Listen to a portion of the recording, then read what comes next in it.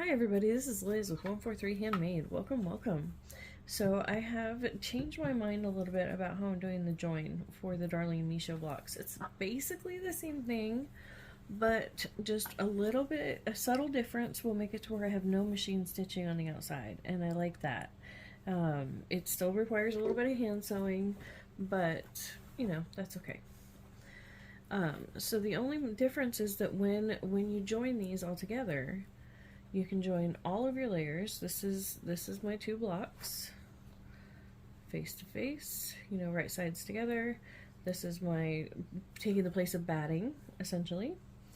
And then this is my backing piece, the one that is cut too, but the backing piece that's going to be long and is going to fold over, I'm not going to include that in the seam. And then that way the stitching, the machine stitching is completely enclosed, like this. See, because I pulled this, I ripped out all of that seam that I did, so you can probably still see a little bit of a line there. When it gets washed, that will go away.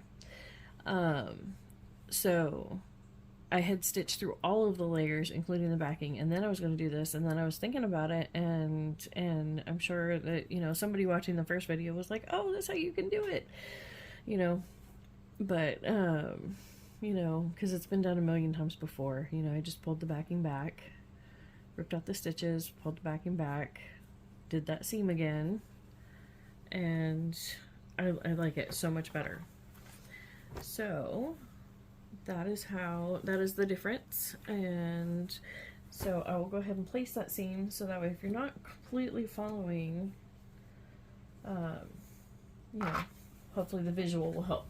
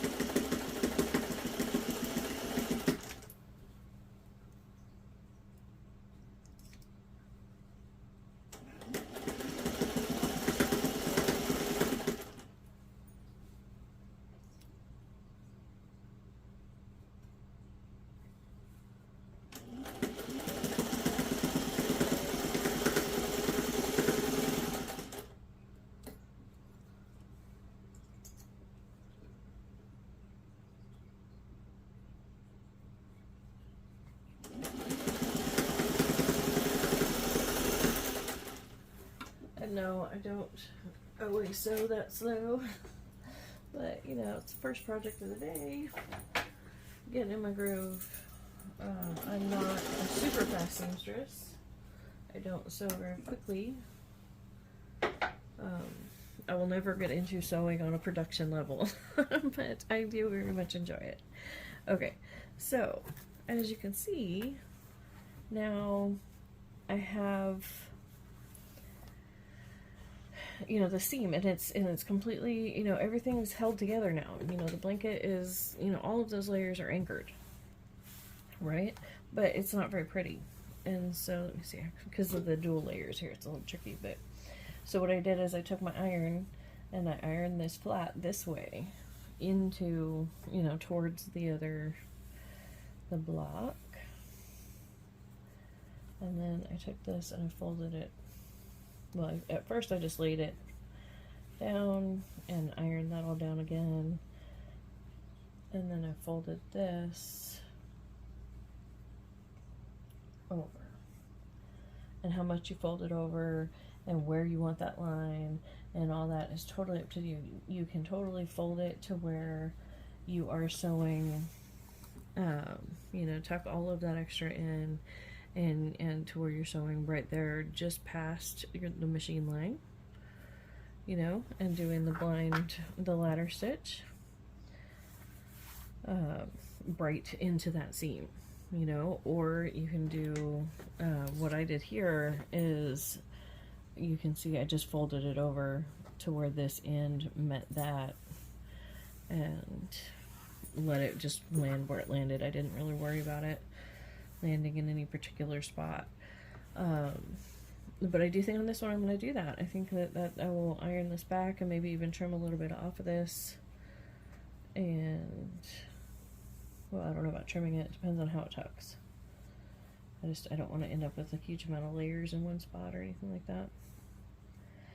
So that is what I'm going to do, and you can do this hand stitching a million different ways. There's a million different blind stitches, and a blind stitch is just a stitch that you don't see.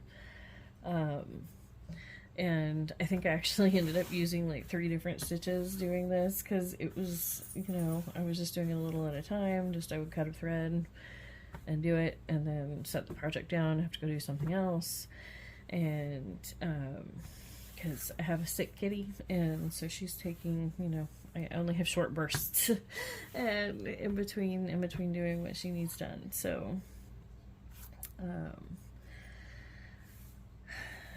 but yeah, so I think I ended up doing several different kinds of stitches, so that doesn't matter. It really doesn't matter. Just however you want to blind stitch it. You can't even tell the difference of like what I did where. You know, it's a blind stitch. They're hidden.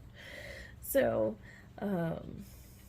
excuse my rambling. Like I said, I have a sick kitty. My head's in a funky spot. Thank you so much for hanging out with me, and I hope that, you know, there was some value there for you. I appreciate you. Thank you, thank you, thank you.